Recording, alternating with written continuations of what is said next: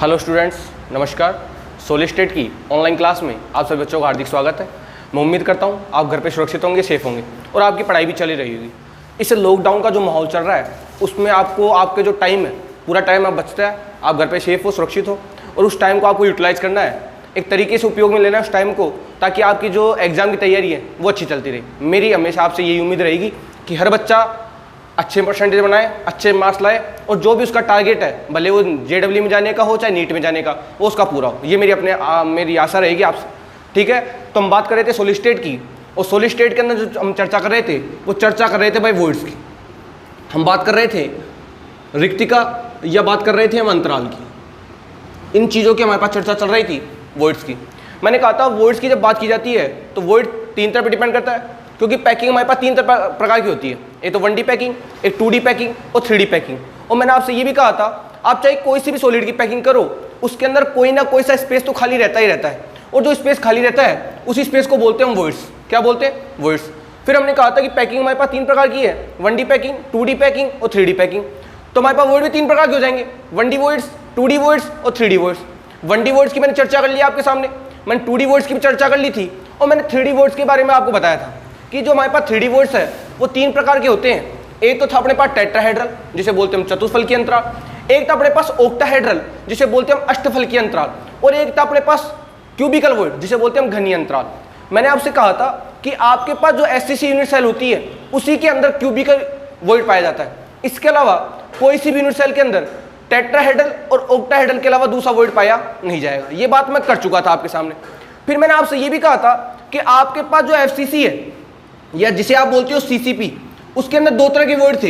एक तो थे अपने पास टेट्राहेड्रल वॉइड्स और एक था अपने पास ऑक्टाहेड्रल वॉइड।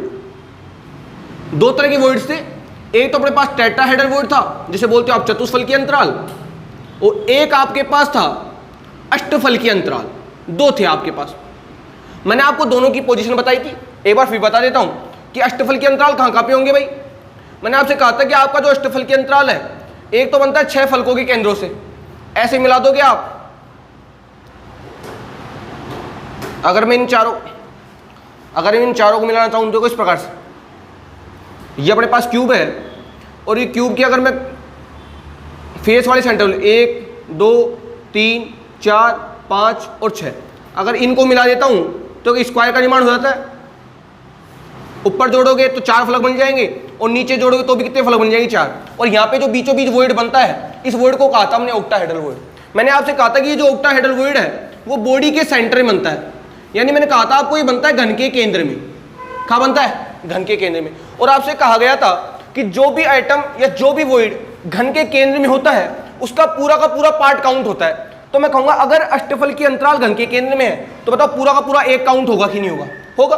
दूसरी बात आपको ये और बताई गई थी कि इसके अलावा जो आपके पास अष्टफलकीय अंतराल है वो किनारों पर भी होगा, क्योंकि इधर भी एक फलक होगा, ऊपर भी एक फलक होगा, इधर भी एक क्यूब होगा। तो अगर मैं दो तो कोने ले लूं और 4 फलकों के केंद्र ले लूं और इनको आपस में मिला दूं तो देखो यहाँ तो एक स्क्वायर बन गया, और अगर आप उनको जोड़ोगे ऊपर से, ऊपर 4 फलक मिल जाएंगे नीचे, तो मैं कहूँगा इस किनारे के ऊपर आपको एक और अष्टफलकीय अंतराल मिलेगा। और आप जानते हो जब भी कोई परमाणु घन के किनारे पर होता है तो उसका कंट्रीब्यूशन कितना होता है भाई? 1/4। अब घन के किनारे कितने? 12, तो मल्टीप्लाई किससे कर दोगे? 12 से। तो अपने पास टोटल कितने आएंगे? 3। तो मैं कहूंगा आपके पास जो आपके पास जो अष्टफलकीय अंतराल है वो किनारे वाले तो 3 है और घन के केंद्र में अपने पास 1 है, यानी टोटल आपके पास जो अष्टफलकीय अंतराल थे वो 4 आए थे। 4 में 3 तो आपके पास थे एज यानी किनारे के ऊपर, और 1 आपके पास आया था घन के केंद्र पे। मैंने कहा था जो किनारे वाले जो है, ये जो किनारे वाला अंतराल है इसको बनाने में 2 तो कोने वाले का और 4 फलक के परमाणु का योगदान है, यानी इसको बनाने में 2 तो कॉर्नर वाला और 4 फेस सेंटर वाला, इन परमाणु का योगदान है भाई इसको बनाने में। और इसको बनाने में 6 के 6 only for only face centre वाले परमाणु का योगदान। यानी आपसे कोई पूछ ले कि बताओ जो घन के किनारे पर ऊपर जो अष्टफलकीय अंतराल है उसको कौन कौन से परमाणु बना रहे हैं, तो आप कहोगे कि 2 तो कोने वाले बना रहे हैं और 4 फलकों के केंद्र वाले बना रहे हैं। जबकि जो घन के केंद्र के अंदर अष्टफलकीय अंतराल है उसको 6 के 6 जो है कौन से बना रहे भाई? फलक केंद्र वाले परमाणु। कौन से बना रहे? फलक केंद्र वाले परमाणु। ये बात मैंने आपसे कर दी थी। फिर मैंने बात की थी आपके वो चतुष्फलकीय अंतराल की। किसकी बात की थी? चतुष्फलकीय अंतराल की। और चतुष्फलकीय अंतराल में मैंने आपसे कहा था कि आपका जो चतुष्फलकीय अंतराल होगा वो बॉडी डायगोनल पे होगा। इसे क्या बोलते हैं हम? इसे बोलते हैं हम बॉडी डायगोनल। पढ़ा चुका मैं आपको ये चीज। इसे बोलते हैं बॉडी डायगोनल, जिसे बोलते हैं हिंदी के अंदर काय विकर्ण। क्या बोलते हैं भाई? काय विकर्ण। अगर मैं यहाँ से 3 एटम को ऐसे जोड़ दूं और यहाँ पे ऐसे जोड़ूं और यहाँ से इसको जोड़ूं तो यहाँ पे एक चतुष्फलकीय अंतराल का निर्माण होता है। ऐसा यहाँ पे होगा भाई। अगर इनको जोड़ दें हम ऐसे तो यहाँ भी एक अंतराल मिलेगा। और मैं कहूँगा एक बॉडी डायगोनल पे आपको 2 चतुष्फलकीय अंतराल मिलते हैं। तो घन के अंदर टोटल बॉडी डायगोनल 4 होते हैं, एक पे 2 मिलेंगे, टोटल कितने हो जाएंगे मेरे पास? 8। तो कितने चतुष्फलकीय अंतरालों का निर्माण होगा भाई? 8 चतुष्फलकीय अंतराल होगा। फिर हमने बात की थी कि FCC के अंदर जो है या CCP के अंदर है Z बराबर कितना होता है? 4। टेट्राहेड्रल वॉइड कितने होते हैं हमारे पास? 8। ऑक्टाहेड्रल वॉइड कितने होते हैं हमारे पास? 4। तो यहां से मैंने ट्रिक निकाली थी, वो ट्रिक इंपॉर्टेंट है भाई, और उसी ट्रिक से आप आगे की जाके क्वेश्चन सोल्व करोगे। क्या ट्रिक थी? अगर किसी भी यूनिट सेल में, लेकिन ध्यान रखना ट्रिक फेल भी हो जाती है। कहां पर फेल होगी बता दूंगा अभी आपको। यदि यूनिट सेल में अगर Z बराबर n हो, यदि किसी यूनिट सेल में Z बराबर n हो तो उसके अंदर जो टेट्राहेड्रल वॉइड होंगे, उसके अंदर जो चतुष्फलकीय अंतराल होंगे, उसके अंदर जो चतुष्फलकीय अंतराल होंगे वे होंगे अपने पास 2n। कितने होंगे? 2n। जैसे मैं आपसे कह रहा हूं कि आपके पास HCP है, हेक्सागोनल क्लोज पैकिंग। मैंने कहा था SCP के अंदर जो परमाणु होते हैं टोटल वो तो अपना 6 होते हैं। कितने होते हैं? 6। यानी वहां पे Z बराबर कितना होता है? 6। तो वहां पे चतुष्फलकीय अंतराल कितने होंगे? 6 दूनी क्या होंगे अपने पास? 12। और जो ऑक्टाहेड्रल वॉइड होते हैं, जो ऑक्टाहेड्रल वॉइड होते हैं जिनको हम बोलते हैं अष्टफलकीय अंतराल, अष्टफलकीय अंतराल, वो अपने पास होते हैं भाई n। ये बेसिक फॉर्मूला आपको यूज लेना है भाई आगे जाके, कि यदि कोई आपको यूनिट सेल दी गई है और उसमें आपसे पूछा जा रहा है चतुष्फलकीय अंतराल या आपसे पूछ रहा है अष्टफलकीय अंतराल, तो आपको बस ये पता लग जाना चाहिए कि उसके अंदर Z बराबर क्या है। जितने Z होंगे उसका 2 गुना तो होगा अपने पास टेट्राहेड्रल वॉइड, और उसके जितना होगा अपने पास ऑक्टाहेड्रल वॉइड। अगर मैं इसको इसके ऊपर लगाऊं तो देखो FCC के अंदर हमारे पास Z बराबर कितना होता है? 4। जानते हो आप इस चीज को कि 6 परमाणु तो फलक के केंद्र पे होते हैं और 8 परमाणु कॉर्नर पे होते हैं। तो 8 का कंट्रीब्यूशन a/8 से मल्टीप्लाई कर दो और a/2 को मल्टीप्लाई कर दो 6 से। 2 3 6 8 एकम 8, टोटल अपने पास आएगा 4। तो देखो Z बराबर अपने पास आ गया 4। तो बताओ इसके अंदर चतुष्फलकीय अंतराल कितने होंगे? कितने होते हैं? 2n। तो 2 × 4 = कितना जाएगा? 8। 8 क्या हो गया मेरे पास? Tetrahedral void. बताओ हुए कि नहीं? और आपसे पूछे बताओ अष्टफलकीय अंतराल, तो n बराबर 4, तो मैं कहूंगा 4 ही अपने पास क्या होंगे? अष्टफलकीय अंतराल। बात समझ में आ गई आपसे? बात समझ में आ रही है? जैसे मैं आपसे कहूं कि अब आप कहोगे सर SCC, देखो ये जो फॉर्मूला है वो फेल कहाँ पे होता है अभी बता दिया जाएगा आपको, लेकिन आप ये थोड़ा समझ लो। अगर आपको किसी यूनिट सेल के अंदर Z बराबर पता लग जाए कि उसके अंदर Z, और Z बराबर क्या होता है भाई? पढ़ा दो ना भाई, ये तो मैंने रैंक ऑफ यूनिट सेल, कि किसी भी यूनिट सेल के अंदर कुल अवयवी कणों की संख्या या कुल परमाणु की संख्या क्या कहलाती है? Z। अगर आपको Z पता लग जाए तो आप उसके अंदर चतुष्फलकीय अंतराल काउंट कर सकते हो, और आप उसके अंदर काउंट कर सकते हो भाई अष्टफलकीय अंतराल। उसके अंदर क्या काउंट कर सकते हो आप? अष्टफलकीय अंतराल। इस अंतराल की एक एक्सरसाइज मैं आपको दूंगा, वो एक्सरसाइज आपको सोल्व करनी है, पता लगाना है कि हम जो कर रहे हैं वो क्या कर रहे हैं। एग्जाम में कोई आपसे ये नहीं पूछने वाला है कि अष्टफलकीय अंतराल किसे कहते हैं या चतुष्फलकीय अंतराल किसे कहते हैं। इस प्रकार का कोई क्वेश्चन आपसे बोर्ड के एग्जाम में नहीं पूछा जाएगा। आपसे क्या पूछेगा कि आपको एक क्वेश्चन दे दिया जाएगा, कोई सा बता दूंगा किस प्रकार दिए जाते हैं। आपको क्वेश्चन दे दिया जाएगा और कहा जाएगा कि इसका फॉर्मूला बना के लेके आओ, कि अगर इसके अंदर चतुष्फलकीय अंतराल यहाँ पे है, अष्टफलकीय अंतराल यहाँ पे है, तो उस यौगिक का सूत्र क्या होगा, जैसा हमने पढ़ा था सॉलिड स्टेट की जब हम बात कर रहे थे क्यूबिक यूनिट सेल की। इस प्रकार के क्वेश्चन इस अंतरालों से आपकी बोर्ड एग्जाम में पूछे जाते हैं और कॉम्पिटिटिव एग्जामों में पूछे जाते हैं। बात समझ में आ रही है आपको? अब सुनो, ये जो फॉर्मूला है वो हर जगह अप्लाई नहीं होता।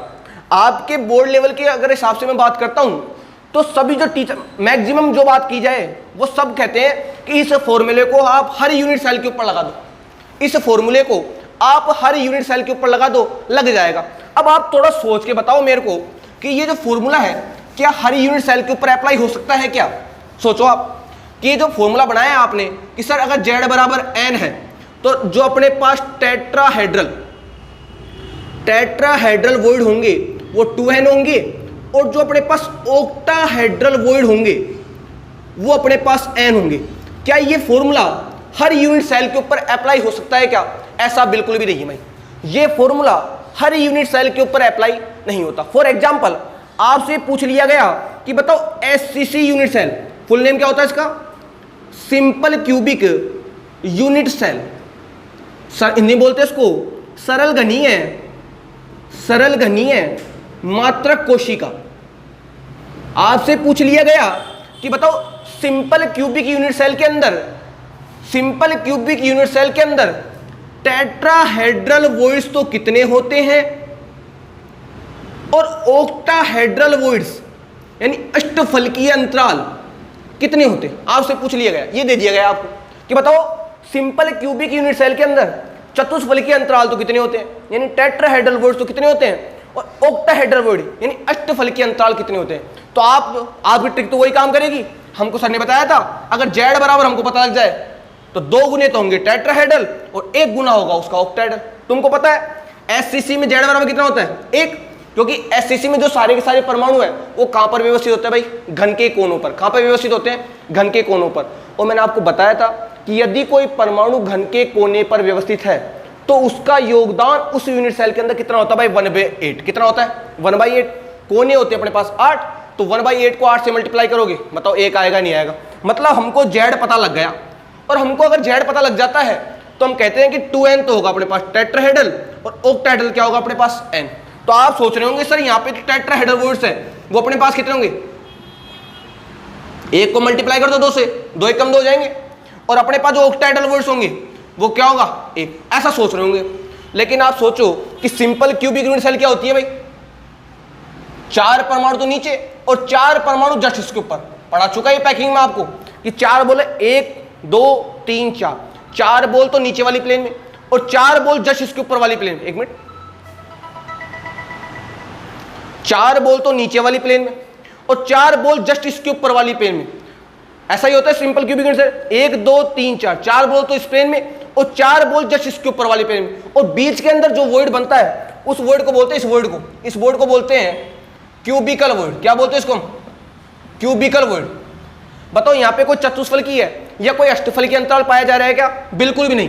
यानी एससीसी के अंदर ना तो चतुष्फलकीय अंतराल होता है और ना ही अष्टफलकीय अंतराल होता है। तो बताओ ये फॉर्मूला गलत सिद्ध हुआ कि नहीं हुआ? हो गया। तो आप कहोगे सर इसको कहां लगाना है?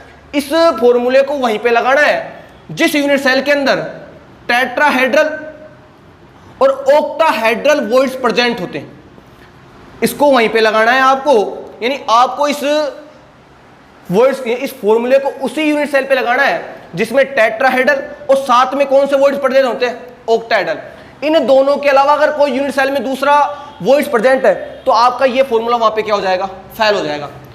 बात समझ में आ रही है? बाकी एग्जाम में तो आपको यही पूछा जाता है, सिंपल ये लगाओगे काम हो जाएगा। लेकिन मैं आपको फिर भी एडवांस की बात बता दूं, अगर मान लो आपसे कोई कहे कि बताओ एससीसी में टेट्राहेड्रल ऑक्टाहेड्रल वॉइड कितने होंगे, आप बता दो बिल्कुल भी नहीं होंगे, 0 होंगे। ना तो इसके अंदर टेट्राहेड्रल पाया जाता है और ना ही इसके अंदर ऑक्टाहेड्रल, इसके अंदर पाया जाता है only for only cubical void. बात समझ में आ रही है? आप ध्यान से देख लो इस चीज को, बोर्ड पे लिखा हुआ है साफ साफ कि हमारे पास जो चतुष्फलकीय अष्टफलकीय अंतराल है उनके ऊपर ये फॉर्मूला लागू होगा, इसके अलावा किसी और के ऊपर ये जो फॉर्मूला है वो लागू नहीं होता।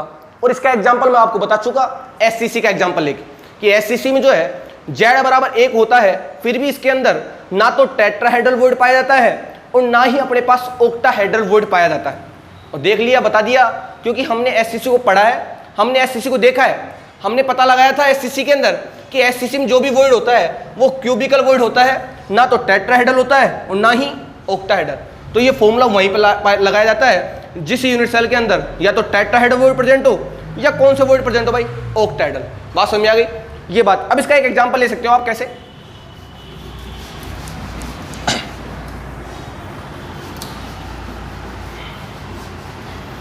एग्जाम्पल कैसे? जैसे मान लो आपसे कहा जाए कि कोई यूनिट सेल है, कोई सॉलिड मान लो आप, कोई सब सॉलिड, उसके अंदर ए परमाणु, देखो क्या बोल रहा है वो कि कोई यूनिट सेल है जिसके अंदर ए परमाणु एफसीसी में उपस्थित है। किस पर उपस्थित है? एफसीसी। मतलब वो एफसीसी की बात कर गया। अगर वो एफसीसी की बात कर गया तो हमको पता है एफसीसी के अंदर परमाणु कितने होते हैं? 4। मतलब ए परमाणु टोटल कितने होंगे अपने पास? 4। यानी कोई एफसीसी यूनिट सेल है जिसमें ए परमाणु उपस्थित है। बी परमाणु चतुष्फलकीय अंतरालों पर है और सी परमाणु अष्टफलकीय अंतरालों पर है। ये कह दिया उसने कि कोई सॉलिड है जिसमें ए परमाणु, तो एफसीसी यूनिट, देखो ऐसे बोल सकते हो कि ये कोई सॉलिड है जिसमें ए परमाणु एफसीसी यूनिट सेल बना रहा है, बी परमाणु उसके चतुष्फलकीय अंतरालों पर है और सी परमाणु उसके अष्टफलकीय अंतरालों पर है। तो बताओ इस यौगिक का फॉर्मूला क्या होगा? बताइए उस यौगिक का फॉर्मूला क्या होगा? इस प्रकार के क्वेश्चन आपसे एग्जाम में पूछ जाएंगे कि एक कोई परमाणु ए है जो एफसीसी बना रहा है, उसमें बी परमाणु तो चतुष्फलकीय अंतरालों पर और सी परमाणु अष्टफलकीय अंतरालों पर उपस्थित है, तो बताइए उस यौगिक का फॉर्मूला क्या होगा? तो सुनो ध्यान से बात, कैसे सोल्व करेंगे? पहले लिख देंगे हम ए रेशो बी रेशो सी, लिख दिया, वही तरीका जो हमने पहले यूज लिया था। अब देखो क्या कह रहे हो, ए परमाणु एफसीसी बना रहा है, आप जानते हो एफसीसी में टोटल परमाणु होते हैं अपने पास 4, तो मैं कहूंगा यहाँ पे टोटल परमाणु कितने होंगे मेरे पास? 4। आगे लो, कह रहा है कि बी परमाणु जो है वो चतुष्फलकीय अंतरालों पर है। मैंने कहा था अगर हमको z बराबर n है तो चतुष्फलकीय कितने होंगे? 2n, और ऑक्टाइडल कितने होंगे? n। तो हमारे पास n बराबर कितना आएगा? 4, तो 4 दूनी कितने हो जाएंगे? 8, मतलब b कितने होंगे हमारे पास? 8, क्योंकि चतुष्फलकीय अंतराल क्या होंगे? इसे 2 गुने तो होंगे, और अष्टफलकीय अंतराल कितने होंगे? 4 के 4। इसको लिख देता हूं, ये होगा। अब फॉर्मूला बना लो, क्या बन के आएगा? A4 B8 C4। इसको आगे और सिंप्लीफाई कर सकते हो आप, 4 का भाग दे दो, 4 एकम 4, 4 दूनी 8 और 4 एकम 4। फॉर्मूला क्या बन के आएगा भाई? AB2C। उसका फॉर्मूला क्या होगा? AB2C। इस प्रकार के क्वेश्चन वर्ड से पूछे जाते हैं। इसकी कंप्लीट एक्सरसाइज मैं आपको दे दूंगा, आपको सोल्व करनी है, पता लगाना है उसके अंदर कि हम इन एक्सरसाइज का सॉल्यूशन किस प्रकार कर सकते हैं, और तरीका आपके पास होगा। जेड पता लग जाएगा आपको, चतुष्फलकीय अंतराल उसके 2 गुने होंगे और अष्टफलकीय अंतराल उसके जितने बराबर होंगे। और ये बता दिया गया है आपको कि ये फॉर्मूला जब भी अप्लाई होगा जब यूनिट सेल के अंदर या तो टेट्राहेड्रल होंगे या अपने पास ऑक्टाहेड्रल होंगे। बात समझ में आ रही है? ठीक है। अब लास्ट टॉपिक, उसके बाद हमने कहा था हम पढ़ेंगे ठोसों में दोष। उससे पहले छोटा सा टॉपिक और है, ज्यादा कुछ खास नहीं है, उसका नाम अपने पास क्रिस्टल घनत्व। क्रिस्टल घनत्व, क्रिस्टल डेंसिटी, क्रिस्टल घनत्व। हमने देखो क्या क्या पढ़ चुके हैं हम, सॉलिड पढ़ चुके हैं, कितने प्रकार के होते हैं, क्रिस्टलाइन क्या है, नॉन क्रिस्टलाइन क्या है, उनके टाइप्स पढ़ लिए। फिर हमने आपको यूनिट सेल के बारे में बताया था, जालक के बारे में बताया था, उनका कंट्रीब्यूशन समझाया था। फिर मैंने आपको पैकिंग समझाई थी, पैकिंग एफिशिएंसी समझाई थी, AR में रिलेशन समझाया था। यहाँ तक की बात हम कर चुके। फिर मैंने बात आपके सामने वर्ड सी कर ली, और सबसे लास्ट टॉपिक जो रह गया कॉन्सेप्चुअल टॉपिक, वो रह गया अपने पास क्रिस्टल घनत्व। इसके बाद जो टॉपिक आएगा वो थ्योरी पोर्शन होगा, उसके अंदर आएंगे ठोसों में दोष। उसके बाद आपकी ये सॉलिड स्टेट की जो यूनिट है वो समाप्त हो जाएगी भाई। तो डिस्कस करते हैं हम क्रिस्टल डेंसिटी, क्रिस्टल घनत्व। घनत्व सब जानते हैं भाई, घनत्व क्या होता है भाई? घनत्व बराबर होता है द्रव्यमान बटा आयतन, जानते हो ना, मास बाय वॉल्यूम, इसको बोलते हो डेंसिटी। डी से दिखाते हो ना उसको, density equal to mass by volume, यही होती है डेंसिटी भाई। डेंसिटी यही होती है, मास बाय वॉल्यूम। अब हम डेंसिटी किसकी पढ़ रहे हैं? क्रिस्टल की। और यहाँ पे क्रिस्टल कौन है? सॉलिड। भाई आप जो सॉलिड स्टेट के अंदर डेंसिटी पढ़ोगे वो क्रिस्टल की पढ़ोगे, और क्रिस्टल क्या है? सॉलिड। तो मैं कहूंगा आपको जो डेंसिटी पढ़नी है वो किसकी पढ़नी है? सॉलिड की। हम जानते हैं डेंसिटी का फॉर्मूला होता है मास बाय वॉल्यूम, द्रव्यमान बटा आयतन। अब हमको ये देखना है कि हमको आयतन किसका लेना है और हमको द्रव्यमान किसका लेना है। तो सीधी बात है, अगर आप क्रिस्टल के घनत्व की बात कर रहे हो तो आपको द्रव्यमान भी क्रिस्टल का लेना पड़ेगा और आयतन किसका लेना पड़ेगा? क्रिस्टल का। तो मैं इसको समझा सकता हूं आगे और थोड़ा ले सकता हूं कि हमारे पास जो क्रिस्टल घनत्व होगा, कि हमारे पास जो क्रिस्टल घनत्व होगा वो क्या होगा भाई? क्रिस्टल का द्रव्यमान, क्रिस्टल का द्रव्यमान अपॉन क्रिस्टल का आयतन। भाई यही तो होगा, क्योंकि घनत्व बराबर क्या होता है? द्रव्यमान बटा आयतन। अगर आप क्रिस्टल के घनत्व की बात कर रहे हो तो क्रिस्टल का द्रव्यमान लोगे और क्रिस्टल का क्या लोगे आप? आयतन। हम जानते हैं क्रिस्टल क्या है? सॉलिड। और सॉलिड के अंदर किसकी बात करते हैं हम? यूनिट सेल की। भाई सॉलिड के अंदर बात किसकी करते हैं? यूनिट सेल की। क्योंकि मैंने कहा था यूनिट सेल क्या होती है? वह छोटी से छोटी इकाई जिसकी पुनरावृत्ति से संपूर्ण क्रिस्टल का निर्माण हो जाता है, यानी जिसके द्वारा आप सॉलिड के समस्त गुणों की व्याख्या कर देते हो, उसे बोलते हैं यूनिट सेल। तो मैं कहूंगा अगर मेरे को घनत्व समझना है तो मैं किसका घनत्व समझूंगा? यूनिट सेल का। और हम जो सॉलिड स्टेट के अंदर यूनिट सेल पढ़ते हैं वो कौन सी होती है भाई? क्यूबिकल यूनिट सेल, घनीय मात्र कोशिका, यही है। तो मैं कहूंगा यहाँ पे जो आपको द्रव्यमान लेना है या आप मतलब यहाँ पे जो आपको आयतन लेना है वो किसका लोगे भाई? इस क्यूबिकल यूनिट सेल का। और क्यूब का आयतन क्या होता है भाई? क्यूब का आयतन क्या होता है जानते हो सब? लंबाई टू चौड़ाई टू ऊंचाई, भुजा क्यूब ही तो होता है। क्यूब का आयतन क्या होता है? भुजा क्यूब। अगर भुजा ए है तो आयतन क्या हो जाएगा? ए क्यूब। तो मैं कहूंगा जो घनत्व अपने पास है वो क्या आएगा? क्रिस्टल, यानी क्रिस्टल कौन है? यूसी, यूसी का द्रव्यमान बटा यूसी का आयतन। पता आएगा ही नहीं आएगा, क्योंकि आपका क्रिस्टल क्या है? यूनिट सेल, और यूनिट सेल कौन सी है यहाँ पे? Cubic unit cell. तो आप यूसी का द्रव्यमान क्या लोगे? आयतन क्या लोगे? यूसी का द्रव्यमान बटा ए क्यूब, क्योंकि आपको पता है यूसी क्या है यहाँ पे? क्यूब, और क्यूब का आयतन क्या होता है? भुजा क्यूब। अगर भुजा ए है तो आयतन ए क्यूब आएगा नहीं आएगा? यहाँ तक ये बात समझ में आ गई आपको? वापिस समझा रहा हूँ। घनत्व क्या होता है भाई? द्रव्यमान बटा आयतन। अगर आप क्रिस्टल की बात कर रहे हो तो आप क्रिस्टल का द्रव्यमान लेना पड़ेगा, और क्रिस्टल का क्या लेना पड़ेगा आपको? आयतन। बात समझ में आ रही है तक? अब मैं कह रहा हूँ कि आपके पास जो सॉलिड है यूनिट सेल है, और यूनिट सेल के अंदर जो आप यूनिट सेल पढ़ोगे वो पढ़ोगे क्यूबिक यूनिट सेल। तो मैं कहूँगा आपको द्रव्यमान भी यूनिट सेल का लेना पड़ेगा और आयतन भी यूनिट सेल का लेना पड़ेगा। अब यूनिट सेल अपने पास क्यूब है तो क्यूब का आयतन ए क्यूब, और यूसी क्या है? यूनिट सेल, उसका ले लेंगे हम द्रव्यमान। अब देखो द्रव्यमान कैसे निकालेंगे? यहां तक बात तो कर चुके हैं द्रव्यमान। तो बताओ डेंसिटी बराबर क्या होगी? देखो नीचे तो अपने पास आ गया ए क्यूब। हाँ भाई, द्रव्यमान क्या होगा? एससीसी के अंदर परमाणु अपने पास होते हैं 1, बीसीसी में अपने पास होते हैं 2, एफसीसी में अपने पास होते हैं 4, ईसीसी में अपने पास होते हैं 2। मतलब हर यूनिट सेल के अंदर अलग अलग परमाणु होते हैं। तो मैं कहूंगा जितने भी परमाणु हैं उनको मानोगे आप जेड। भाई जैसे मान लो मैं एससीसी दे रहा हूं तो उसका जेड अलग होगा, बीसीसी दे रहा हूं तो उसके अंदर परमाणु अलग होंगे तो उसका जेड भी अलग होगा, एफसीसी दे रहा हूं तो उसके अंदर परमाणु अलग होंगे तो उसका जेड भी अलग होगा, और एफसीसी ईसीसी दे रहा हूं तो उसके अंदर भी जेड होंगे तो उसका द्रव्यमान भी अलग होगा। तो ये जेड तो क्या है? अवयवी कणों की संख्या इनटू एक परमाणु का द्रव्यमान, उसको मान लेंगे अपन क्या? मास। मास को मान लिया अपन m। आप जानते हो कि मोल बराबर क्या होता है? Weight by molar mass. पढ़ाया है ना आपको 11th में, जानते हो आप तो कि n को बोलते हैं मोल, और मोल का फॉर्मूला क्या होता है? Weight by molar mass. तो यहां से अगर मैं मोलर मास निकालूं तो बताओ वेट बाई मोल आएगा नहीं आएगा? और मोल को क्या बोलते हैं हम? अवोगाद्रो संख्या। अगर इस फॉर्मूले को यहां फिट करूं मैं तो d बराबर क्या आएगा? z इंटू एम की जगह क्या लग देंगे? m बटा में क्या जाएगा? na इंटू अपने पास क्या आ जाएगा? ए क्यूब। ये लो जी, ये बढ़ के आ गया आपके पास डेंसिटी का फॉर्मूला। पता लग गया ना कि डेंसिटी क्या होती है? जेड यानी अवयवी कणों की संख्या इंटू एक परमाणु का द्रव्यमान अपन अवोगाद्रो संख्या। Na बराबर क्या है? अवोगाद्रो संख्या। पढ़ा होगा आपने 11 चलती है खूब। इसका मान कितना होता है? 6.022 10⁻23। ये होता है इसका मान।